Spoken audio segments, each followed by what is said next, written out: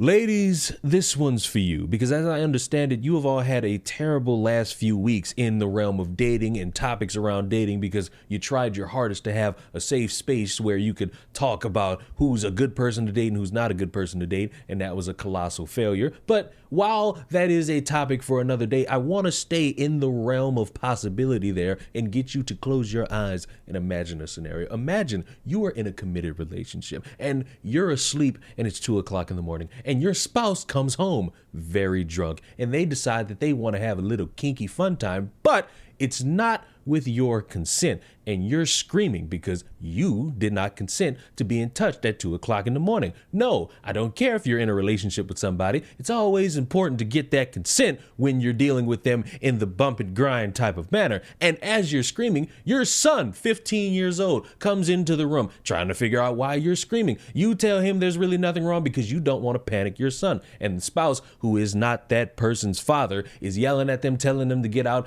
and the son gets out. And then all of a sudden, that man who came in drunk picks up a gun and shoots your son, killing him dead. How are you going to react? And new tonight, a man accused of shooting and killing a Round County, Kentucky teenager who intervened in his mom's sexual assault reportedly has an ICE detainer on him. 36-year-old Gildardo Martinez is accused of killing a 15-year-old boy early Sunday morning directly east of Lexington. The boy, according to court documents, was trying to intervene when his mother was being sexually assaulted by Martinez, who was her boyfriend. According to reporting from the Lexington Herald-Leader tonight, Round County jail officials confirm Martinez has an ICE detainer, which means federal officials have probable cause to believe he is in the United States illegally. U.S. Representative Congressman Andy Barr of Central Kentucky said that his office confirmed Martinez was in the U.S. illegally in a post to social media tonight. Martinez is facing several charges, including murder, resisting arrest, and assault. He's currently being held on a bond of $1 million. That ain't even the worst part of this whole thing, because I think the worst part that goes around this whole subject is that when you sit there and you hear about it from that video reporting on it, they don't mention the fact that this dude got his gun and just blindly shot through a closed door, striking that kid in the face along with his sister. So on top of murdering one kid, you injured another one. And you know what? I don't want to sound overdramatic. I don't want to make this a larger topic. I don't want anyone to think that I view this as something to where every scenario plays out exactly like how I'm about to say.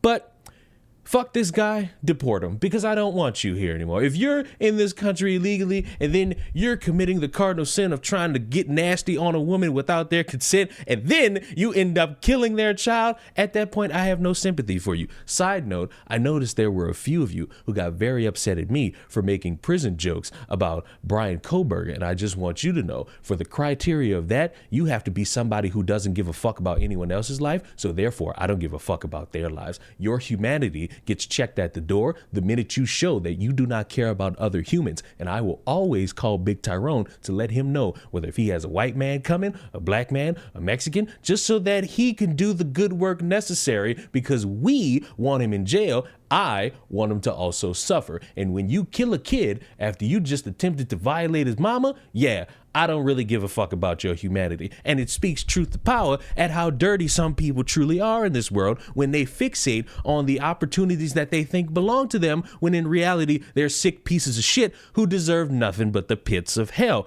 And for that woman, I understand it's a very traumatic experience, not only almost getting, but also having the person who almost violated you end up killing your son. And it's impossible to be at this point for you, but I hope at some point you are able to heal from something that traumatic. And I hope at some point you are able to at least find some peace in this shitty ass world, because you didn't deserve that, and you didn't deserve to have your son taken away from you in that manner. And to that fucking piece of shit, I hope you rot for the remainder of your days. Whether if you rot in this country, or my hope you get deported to Nicaragua and you get told to just dig your own grave, I hope you suffer forever because you're a piece of shit and your drunkenness is not an excuse to mitigate the crime that you committed and the one you almost committed. So happy trails will never be in your favor, and I hope you burn in hell so that I could see it while I'm sitting there watching from a distance. Subscribe to the channel. I will see you all in the next one. Mwah! Goodbye.